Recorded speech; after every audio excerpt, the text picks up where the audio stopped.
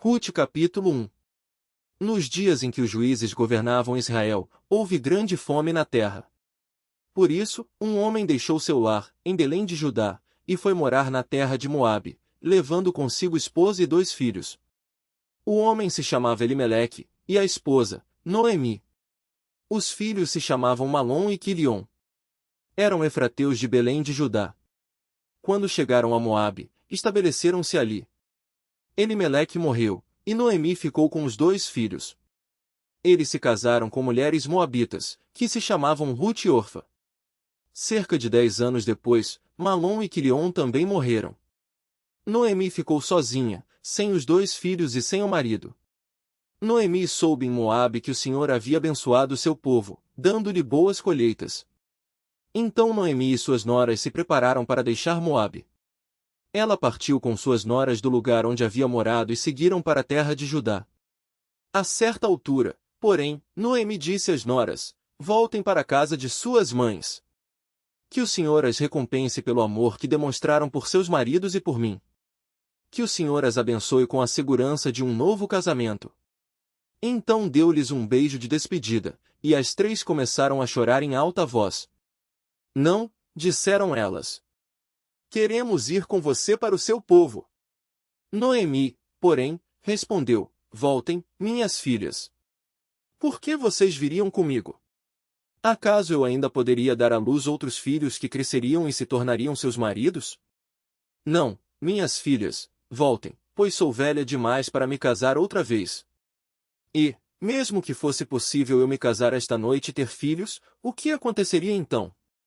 Vocês esperariam que eles crescessem, deixando assim de se casarem com um outro homem?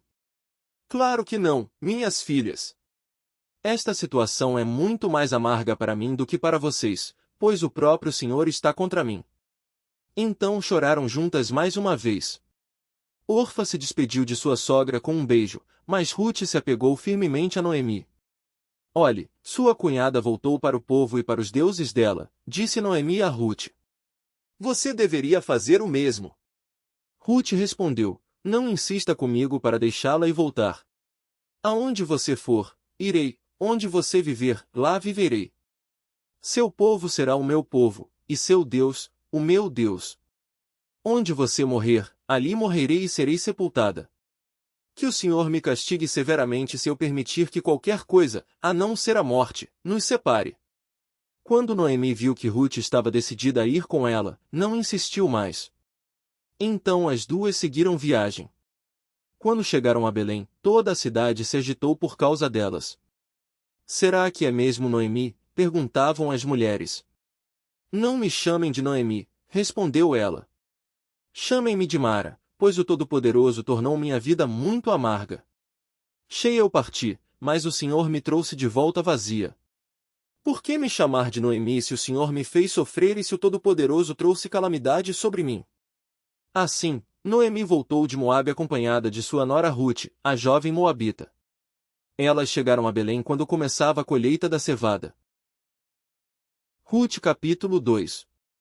Havia em Belém um homem rico e respeitado chamado Boaz. Ele era parente de Elimeleque, o marido de Noemi. Certo dia, Rute, a moabita, disse a Noemi: deixe-me ir ao campo ver se alguém, em sua bondade, me permite recolher as espigas de cereal que sobrarem.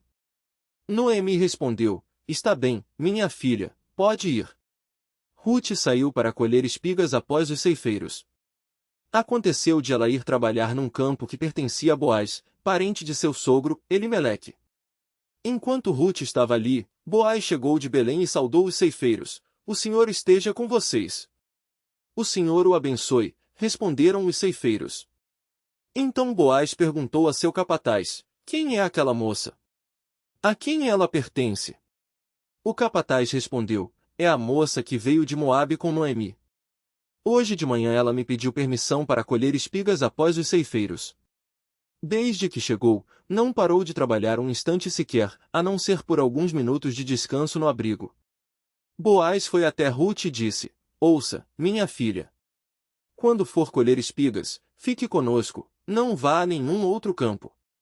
Acompanhe as moças que trabalham para mim. Observe em que parte do campo estão colhendo e vá atrás delas. Avisei os homens para não a tratarem mal. E, quando tiver sede, sirva-se da água que os servos tiram do poço. Rute se curvou diante dele, com o rosto no chão, e disse: O que fiz para merecer tanta bondade? Sou apenas uma estrangeira. Eu sei, respondeu Boaz. Mas também sei de tudo que você fez por sua sogra desde a morte de seu marido. Ouvi falar de como você deixou seu pai, sua mãe e sua própria terra para viver aqui no meio de desconhecidos. Que o Senhor, o Deus de Israel, sob cujas asas você veio se refugiar, a recompense ricamente pelo que você fez. Ela respondeu: Espero que eu continue a receber sua bondade, meu senhor, pois me animou com suas palavras gentis, embora eu nem seja uma de suas servas. Na hora da refeição, Boaz lhe disse: Venha cá e sirva-se de comida, também pode molhar o pão no vinagre. Rute sentou-se junto aos ceifeiros, e Boaz lhe deu grãos tostados.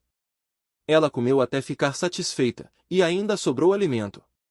Quando Rute voltou ao trabalho, Boaz ordenou a seus servos: Permitam que ela colha espigas entre os feixes e não a incomodem. Tirem dos feixes algumas espigas de cevada e deixem-nas cair para que elas recolha. Não a atrapalhem. Assim, Rute colheu cevada o dia todo e, à tarde, quando debulhou o cereal, encheu quase um cesto inteiro. Carregou tudo para a cidade e mostrou à sua sogra. Também lhe deu o que havia sobrado da refeição. Onde você colheu todo esse cereal? Perguntou Noemi. Onde você trabalhou hoje? Que seja abençoado quem a ajudou.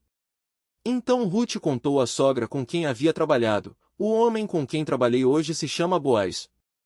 O Senhor o abençoe, disse Noemi à nora. O Senhor não deixou de lado sua bondade tanto pelos vivos como pelos mortos.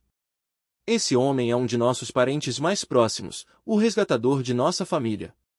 Rute, a moabita, acrescentou: Boaz disse que devo voltar e trabalhar com seus ceifeiros até que terminem toda a colheita. Muito bom, exclamou Noemi. Faça o que ele disse, minha filha. Fique com as servas dele até o final da colheita. Em outros campos, poderiam maltratá-la. Assim, Rute trabalhou com as servas nos campos de Boaz e recolheu espigas com elas até o final das colheitas da cevada e do trigo. Nesse tempo, ficou morando com sua sogra.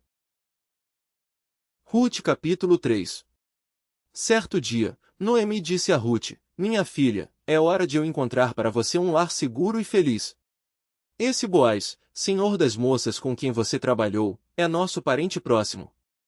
Hoje à noite, ele estará na eira, onde se debulha a cevada. Faça o que lhe direi, tome banho, perfume-se e vista sua melhor roupa. Depois vá até lá, mas não deixe que Boaz a veja enquanto ele não tiver terminado de comer e beber. Repare bem no lugar onde ele se deitar. Então vá, descubra os pés dele e deite-se ali. Ele lhe dirá o que fazer. Farei tudo o que você disse, respondeu Rute.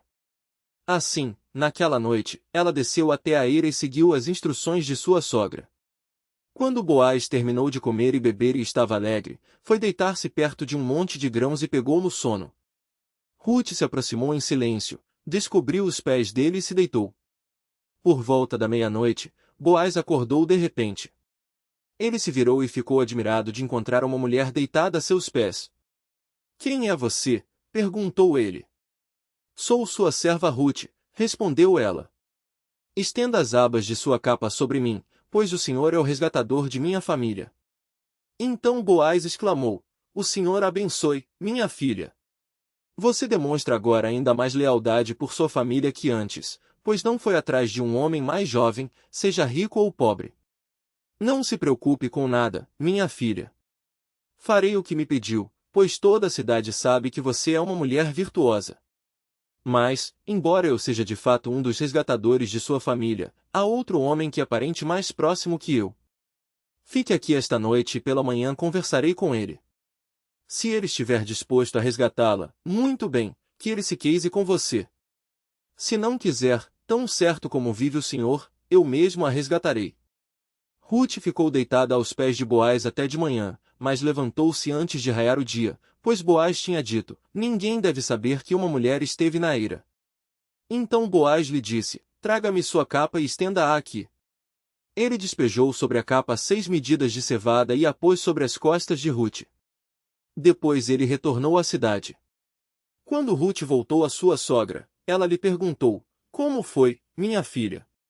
Rute contou a Noemi tudo o que Boaz havia feito e acrescentou: Ele me deu estas 6 medidas de cevada e disse: Não volte para sua sogra de mãos vazias.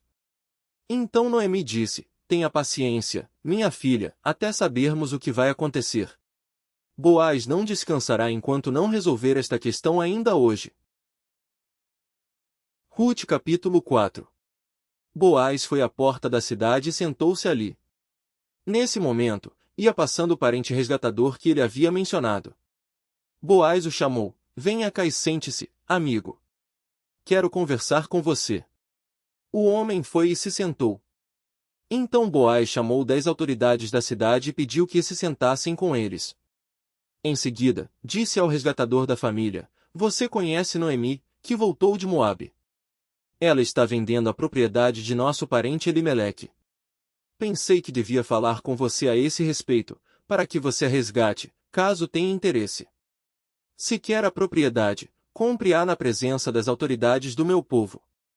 Se não tiver interesse por ela, diga-me logo, porque, depois de você, sou o resgatador mais próximo. O homem respondeu: Está certo, eu resgatarei a propriedade. Então Boaz lhe disse: É claro que, ao comprar a propriedade de Noemi, você também deve se casar com Rute, a viúva moabita. Desse modo, ela poderá ter filhos que levem o nome de seu marido e mantenham a herança na família dele. Se é assim, não posso resgatá-la, respondeu o parente resgatador.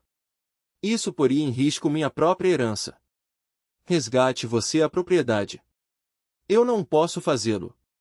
Naqueles dias, havia o seguinte costume em Israel: quando alguém queria transferir o direito de resgate-troca, tirava a sandália e a entregava a outra pessoa para validar publicamente a transação. Assim, o outro parente resgatador tirou a sandália e disse a Boaz: Compre você a propriedade.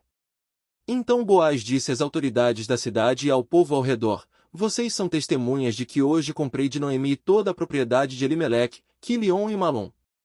E, junto com a propriedade, tomei como esposa Rute, a viúva moabita de Malom. Assim, ela poderá ter um filho que leve o nome da família de seu falecido marido e herde a propriedade da família aqui na cidade natal dele. Vocês hoje são testemunhas disso. As autoridades da cidade e todo o povo que estava na porta responderam: Somos testemunhas. Que o Senhor faça a esta mulher que chega à sua família o que ele fez a Raquel e Lia, das quais descendeu toda a nação de Israel. Que você seja próspero em Efrata e famoso em Belém. Que o Senhor lhe dê com esta jovem uma descendência numerosa como a de nosso antepassado Pérez, filho de Tamar e Judá. Boaz levou Rute para a casa dele, e ela se tornou sua esposa. Quando Boaz teve relações com ela, o Senhor permitiu que ela engravidasse, e ela deu à luz um filho. Então as mulheres da cidade disseram a Noemi: Louvado seja o Senhor, que hoje proveu um resgatador para sua família. Que este menino seja famoso em Israel. Que ele restaure seu vigor e cuide de você em sua velhice, pois ele é filho de sua nora, que a ama e que tem sido melhor para você do que 7 filhos. Noemi pegou o bebê, aninhou-o junto ao peito e passou a cuidar dele como se fosse seu filho. As mulheres da vizinhança disseram: Noemi tem um filho outra vez, e lhe deram o nome de Obed. Ele é o pai de Jessé, pai de Davi. Esta é a genealogia de Pérez. Pérez gerou Esrom. Esrom gerou Rão. Rão gerou Aminadab. Aminadab gerou Naasson. Naasson gerou Salmão. Salmão gerou Boaz. Boaz gerou Obed. Obed gerou Jessé. Jessé gerou Davi.